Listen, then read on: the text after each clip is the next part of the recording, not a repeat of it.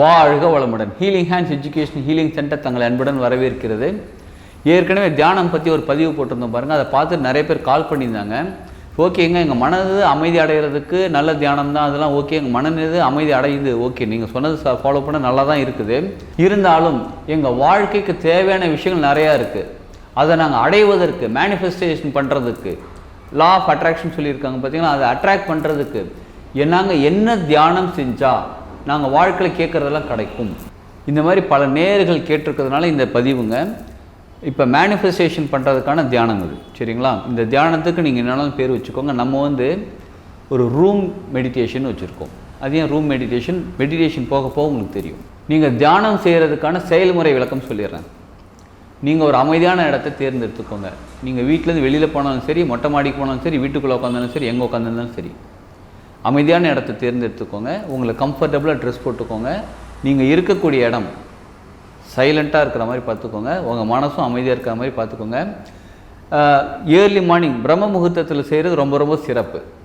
பிரம்ம முகூர்த்தத்தில் எழுந்திரிச்சு பல்லாம் தைச்சிட்டு குளிச்சுட்டு இன்னும் சிறப்பு. குளிச்சுட்டு அமைதியாக வந்து உட்காந்து ஒரு கிளாஸ் தண்ணி குடிச்சுக்கோங்க. தண்ணி குடிச்சிட்டு அமைதியாக உட்காந்துக்கோங்க. உட்காந்து உள்ளங்கைகள் மேல் நோக்கி வச்சுக்கோங்க. உங்கள் தொடமையில் சேரில் உட்காந்துக்கோங்க. வஜ்ராசனம் போட்டு உட்காந்துக்கோங்க. சமணம் போட்டு உட்காந்துக்கோங்க. எப்படியானாலும் உட்காந்துக்கோங்க. ஆனால் உட்காந்துக்கணும். உள்ளங்கைகள் ரெண்டும் மேல் நோக்கி தொட மேலே வச்சுக்கிட்டு நேராக நிமிந்து உட்காந்து கண்களை மூடிக்கிட்டு ஆழ்ந்த உள்மூச்சு எடுங்க, ஆழ்ந்த வெளிமூச்சு எடுங்க. ஒரு கொஞ்சம் நேரம் 10-15 தடவை கூட எடுங்க. ஆழ்ந்த உள்மூச்சு, ஆழ்ந்த வெளிமூச்சு. நமக்கு போதுன்ற ஒரு மன திருப்தி கிடைக்கிறவர்களும் அந்த மூச்சு எடுங்க. அதுக்கப்புறம் இயற்கையான மூச்சு காற்று கொஞ்சம் நேரம் கவனிங்க. கவனிச்சுட்டு அமைதியாக உட்காந்து இப்போ நீங்கள் என்ன தெரியுமா பண்ணுறீங்க? உட்காந்த இடத்துலேருந்தே தாங்க கற்பனை பண்ணணும். கற்பனைன்றதை விட கவனிக்கணும். எப்படி தெரியுமா கவனிக்கிறீங்க? உங்கள் வீடு கதவை திறக்கிறீங்க, உள்ளுக்குள்ளே வரீங்க, ரைட் சைடு திரும்பி பார்க்குறீங்க. ரைட் சைடில் என்னெல்லாம் இருக்குது, என்னென்ன பொருட்கள் இருக்குது, நேராக பார்க்குறீங்க, நேராக என்னென்ன பொருட்கள் இருக்குது. லெஃப்ட் சைடு திரும்பி பார்க்குறீங்க, லெஃப்ட் சைடு என்னென்னலாம் இருக்குது அப்படின்னு நீங்கள் கற்பனை பண்ணக்கூடாது. நீங்கள் பார்த்ததை ஞாபகப்படுத்தி பார்க்கணும், ஞாபகப்படுத்தி கொண்டு வரணும் உள்ளுக்குள்ளே. புரியுதுங்களா? இப்போ நான் எங்கள் வீட்டுக்குள்ளே நுழையிறேன். நுழைஞ்சோடனே ரைட் சைடு திரும்புகிறேன். ரைட் சைடு திரும்பினா பக்கத்துலேயே செவுறு தான் இருக்குது. செவுறு தான்ப்பா இருக்குது. சரி, ஓகே. என்ன கலர் செவுறு? ஒரு மாதிரி சாண்டில் கலர் செவுறு. சரி, ஓகே. இப்போ லெஃப்ட் சைடு திரும்புகிறேன்.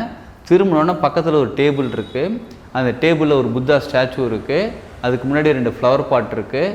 இந்த மாதிரி உங்கள் வீட்டில், இது எங்கள் வீடு, உங்கள் வீட்டில் என்னெல்லாம் இருக்குதுன்னு நீங்கள் இருக்கிற இடத்துல இருந்தே உட்காந்துட்டு கவனிங்க. என்னென்ன இருக்குதுன்னு அப்படியே ஞாபகப்படுத்தி வாங்க.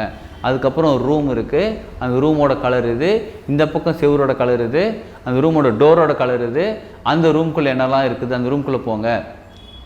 உட்காந்த இடத்துலேருந்தே ரூம்குள்ளே போகும்போது அந்த ரூமில் என்னெல்லாம் இருக்குது. அப்புறம் இந்த பக்கம் வரீங்க, இங்கே டைனிங் ஹால் இருக்குது, அங்கே கிச்சன் இருக்குது, இந்த பக்கம் ஒரு ரூம் இருக்குது, அங்கே பூஜை ரூம் இருக்குது. அந்த மாதிரி உங்கள் வீட்டில் என்னெல்லாம் இருக்குதோ, அந்த ரூமில் என்னெல்லாம் இருக்குதோ ஒரு சின்ன சின்ன விஷயத்தையும் கவனிங்க. டேபிள் இருக்குது, டேபிள் மேலே ஒரு பேனா இருக்குது, பென்சில் இருக்குது. இந்த மாதிரி என்னெல்லாம் இருக்கும். இந்த பக்கம் டிவி இருக்குது, டிவியோட சைஸ் இவ்வளோ பெருசாக, அந்த டிவியோட கம்பெனி பேர் என்ன, அது கம்பெனி பேர் மேலே எழுதியிருக்கா கீழே எழுதியிருக்கா, அந்த டிவிக்கான ப்ளக் பாயிண்ட் எங்கே இருக்குது. அதாவது ரொம்ப ரொம்ப நுணுக்கமான சின்ன சின்ன விஷயங்கள் இருக்குது பாருங்கள். இதை நீங்கள் ஞாபகப்படுத்திட்டு உள்ளுக்குள்ளே கவனிச்சுக்கிட்டே வாங்க. சரி, இதை கவனிக்க 2 விஷயம் நடக்கும். ஒன்று, ஞாபக சக்தி அதிகமாகும். 2வது, கவனிக்கக்கூடிய தன்மை அதிகமாகும். நீங்கள் எங்கே போனாலும் இதை கவனிக்க ஆரம்பிப்பீங்க. மேனிஃபெஸ்டேஷனுக்கு வழியை சொல்லுங்கன்னு கேட்டால் எஸ், இதுக்கப்புறம் தான் வரப்போகுது. இதை கவனிச்சிட்டிங்களா? வீடை ஃபுல்லாக சுற்றி பார்த்துட்டிங்களா? இப்போ உங்களுக்கு என்ன வேணுமோ அது உங்கள் வீட்டுக்குள்ளே இருக்கிறத கற்பனை பண்ண ஆரம்பிங்க. இப்போ எனக்கு ஃப்ரிட்ஜ் வாங்கணும்னு ஆசை இருக்குது. ஓகே, ஒரு பழைய ஃப்ரிட்ஜ் உங்கள் வீட்டில் இருக்குது. அதுக்கு பதிலாக அந்த இடத்துல புது ஃப்ரிட்ஜ் எப்படி இருந்தால் எப்படி இருக்கும். நீங்கள் ஒரு புது சட்டை வாங்கணும்னு நினைக்கிறீங்க, புது ட்ரெஸ் வாங்கணும்னு நினைக்கிறீங்க. உங்கள் பீரோவில் நீங்கள் அடுக்கி எடுத்து பார்க்குறீங்க, இந்த கலர் சட்டைலாம் இருக்குது. நீங்கள் ஒரு கலர் சட்டை புதுசாக வாங்கணும்னு நினைக்கிறீங்க, அந்த சட்டை இருந்தால் எப்படி இருக்கும். அந்த சட்டை அங்கே இருக்குது. வாஷிங் மிஷின் வாங்கணும்னு நினைக்கிறீங்க, கோல்டு வாங்கணும்னு நினைக்கிறீங்க. வாஷிங் மிஷின் ஏற்கனவே பழசு இருக்குது, இல்லை வாஷிங் மிஷினே கடையை புதுசாக வாங்குகிறேன். அப்போ எந்த இடத்துல வாஷிங் மிஷின் நான் செட் பண்ணுவேன், இந்த இடத்துல வைப்பேன்.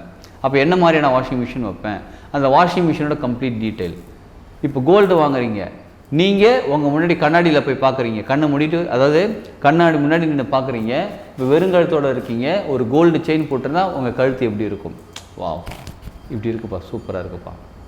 அந்த மாதிரி நீங்கள் உங்களுக்கு என்னெல்லாம் வேண்டுமோ அது எல்லாமே உங்கள் வீட்டுக்குள்ளே உங்ககிட்ட உங்கள் ரூமில் இருக்கிற மாதிரி அப்படியே கற்பனை கிடையாதுங்க, உருவகம் படுத்தி கொண்டே வாருங்கள். இதோட எஃபெக்ட் என்ன தெரியுங்களா? உங்கள் வீட்டில் ஏற்கனவே இருக்கக்கூடிய விஷயங்களை நீங்கள் பார்க்கும்போது அந்த ஃப்ரீக்குவன்சி கனெக்ட் ஆகுது பாருங்கள். இப்போ அடுத்தது என்ன வேணுமோ அதை கொண்டு வந்து வைக்கும்போது அதே ஃப்ரீக்குவன்சிக்குள்ளே நீங்கள் கனெக்ட் ஆகிடுவீங்க. அப்போ அதே ஃப்ரீக்குவன்சிக்குள்ளே கனெக்ட் ஆகும்போது உங்களுக்கு அந்த விஷயம் உங்களுக்கு கிடச்சிரும். அது எப்படிங்க? நான் வாங்கணும்னு நினைக்கிறது ஒரு 50,000 ரூபா 60,000 ரூபா பொருள், இப்போ என்னோடய மாத சம்பளம் இவ்வளோ, எப்படிங்க வாங்க முடியும்? இந்த கேள்வி வைக்காதீங்க. கேள்வி வச்சா மேனிஃபெஸ்டேஷன் நடக்காது, கேட்டது கிடைக்காது. கேளுங்கள், கிடைக்கும். சரி, இது வீட்டுக்குள்ளே சொல்லிட்டீங்க, நான் வீடு வாங்கணும்னு நினைக்கிறேன், இப்போ என்ன பண்ணுறது? இப்போ இருக்கிறது நான் வாடகை வீடே வாங்கணும்னு நினைக்கிறேன். அப்போ நீங்கள் உங்கள் வீட்டுக்குள்ளே போகிறீங்க. அதாவது நீங்கள் எப்படிப்பட்ட வீடு இருக்குன்னு நீங்கள் நினைக்கிறீங்களோ, எப்படிப்பட்ட வீடு வாங்கணும்னு நினைக்கிறீங்களோ, எப்படிப்பட்ட வீடு நீங்கள் கட்டணும்னு நினைக்கிறீங்களோ, அப்படிப்பட்ட வீட்டுக்குள்ளே நீங்கள் டோர் எப்படி இருக்குது, லாக் எப்படி இருக்குது, கீ எப்படி இருக்குது, அதை போட்டு ஓப்பன் பண்ணி டோர் ஓப்பன் பண்ணுறீங்க. அப்போ அந்த வீட்டுக்குள்ளே என்னெல்லாம் இருக்குது, அது ஏற்கனவே நம்ம சொன்ன மாதிரி இப்போ இருக்கக்கூடிய வீட்டுக்குள்ளே என்னெல்லாம் இருக்குதுன்னு கவனிச்சுட்டு அதே ஃப்ரீக்குவன்சியில் புதுசாக வீடு கட்டின பிறகு அந்த வீடுக்குள்ளே எப்படிலாம் இருக்குன்றதை நீங்கள் கவனிக்க ஆரம்பிச்சிங்கன்னா இந்த ஃப்ரீக்குவன்சி அந்த ஃப்ரீக்குவன்சி ஒன்றாகும்போது இப்போ மனசு இல்லைன்னு சொல்லாது, இருக்கிற மாதிரியே பார்க்கும். ஏன்னா எங்கள் வீட்டில் டேபிள் இருக்கா, இருக்குது. இப்போ அந்த வீடு இருக்கா, இருக்கிற மாதிரி அந்த ஃப்ரீக்குவன்சிகளை கனெக்ட் ஆகும்போது சப்கான்ஷியஸ் மைண்டில் ரீப்ரோக்ராம் தானாக மாறி அதை நம்ம அட்ராக்ட் பண்ண ஆரம்பிச்சிருவோம், அது நமக்கு சேர ஆரம்பிச்சிரும். கார் வாங்கணும்னு ஆசைப்படுறீங்க, எஸ், நான் எங்கள் வீட்டில் உட்காந்துருக்கிறேன், நான் சூப்பராக ட்ரெஸ் போட்டுக்கிட்டேன், கீழே இறங்கி போகிறேன், கீழே ஸ்டெப்ஸ் இறங்கி போகிறேன், இல்லை அப்படியே வெளியில் வரேன், வந்தோடனே நான் வாங்கக்கூடிய கார் வெளியில் நிற்கிது, கார் பார்க்கிங்கில் நிற்கிது, அப்படியே கார் ஓப்பன் பண்ணுறேன். ஏதாவது என்ன மெடிடேஷனோட பேசிக் என்னென்னா உங்கள் வீட்டுக்குள்ளே என்னெல்லாம் இருக்கோ முழுசாக பார்த்துட்டு அதுக்கப்புறமா என்னெல்லாம் வேணுமோ அதை உங்கள் வீட்டில் இருக்கிற மாதிரி அதை நீங்கள் அனுபவிக்கிற மாதிரி அப்படியே பார்த்துக்கிட்டே வாங்க. அந்த ஃப்ரீக்குவன்சியும் வீட்டில் இருக்கக்கூடிய பொருட்களோட ஃப்ரீக்குவன்சி இருக்குன்னு நினைக்கும் போது அடுத்த இருக்குன்னு நினைக்க, இப்போ வேணும்னு கேட்கல, எனக்கு புதுசாக வீடு வேணும்னு கேட்கல, புதுசாக ஃப்ரிட்ஜ் வாங்கணும்னு கேட்கல, புதுசாக கார் வாங்கணும்னு கேட்கல, புதுசாக கோல்டு செயின் வாங்கணும்னு கேட்கல, இருக்குன்னு பார்க்குறேன். இருக்குன்னு பார்க்கும்போது பிரபஞ்சம் நமக்கு கொடுத்துருவாங்க. இது மேனிஃபெஸ்டேஷனில் எனக்கு தெரிஞ்சு எங்கேயுமே யாரும் சொல்லிக் கொடுக்காத தியானம் இருந்தது. எனக்கு தெரிஞ்சு எங்கேயுமே நிறைய பேர் சொல்லிக் கொடுக்காத தியானம். இந்த தியானம் பண்ணுங்கள், இருக்குன்னு பார்த்துட்டு அடுத்த தேவையானது இருக்குன்னு நினைக்கும் போது உங்களுக்கு மேனிஃபெஸ்டேஷன் ஈஸியாக நடக்கும். லா ஆஃப் அட்ராக்ஷன் பற்றி, லா ஆஃப் அட்ராக்ஷனை விட அதிகமான விஷயங்களை பற்றி, லா ஆஃப் அட்ராக்ஷன் அப்படிங்கிற ஒரு சின்ன விஷயம் தாங்க அது. அதாவது எமரால்டு டேப்லெட்னு ஒரு புக்கு இருக்குது, எகிப்தியர்களோடது. அந்த எமரால்டு டேப்லெட்டில் முக்கியமாக ஒரு 7 விஷயம் சொல்லியிருக்காங்க. அந்த 7 விஷயத்தில் ஒரு சின்ன விஷயம்தான் இந்த லா ஆஃப் அட்ராக்ஷன்.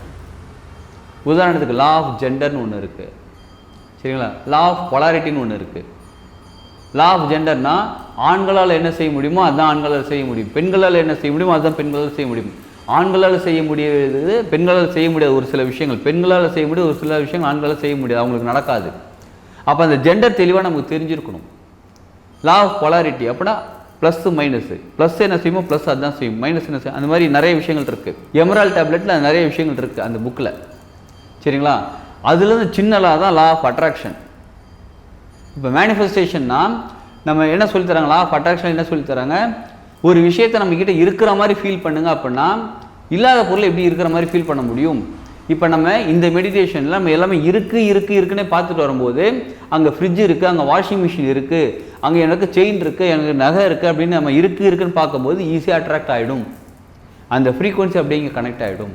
இந்த மெடிடேஷன் பண்ணுங்கள், தொடர்ந்து 48 நாள் பண்ணுங்கள். தொடர்ந்து 48 நாளும் ஒரே விஷயத்தை நோக்கி பண்ணுங்கள். ஒரு நாளைக்கு ஒன்று பண்ணாதீங்க. ஒரே விஷயத்தை நோக்கி தொடர்ந்து 48 நாள் பண்ணிவிட்டு உங்களுக்கு அது மேனிஃபெஸ்டேஷன் ஆகிடுச்சு, இல்லை அதுக்கான உங்கள் வாழ்க்கையில் என்ன மாற்றங்கள் இருக்குன்னு நீங்கள் உணர்ந்திருப்பீங்க பார்த்தீங்களா? அந்த உணர்வோடு நடந்திருக்கும் பாருங்கள் அந்த மாற்றங்கள். அந்த மாற்றங்களை வீடியோக்கு இந்த நம்பரில் இருக்க பாருங்கள், கால் பண்ணியும் சொல்லுங்கள், இல்லை கமெண்டில் கொடுங்க. கமெண்டில் கொடுக்கும்போது உங்கள் கமெண்டை நிறைய பேர் படிப்பாங்க. படிக்கும்போது அவங்களுக்கு ஒரு மோட்டிவேஷன் ஆகும். நல்லா கவனிச்சுக்கோங்க.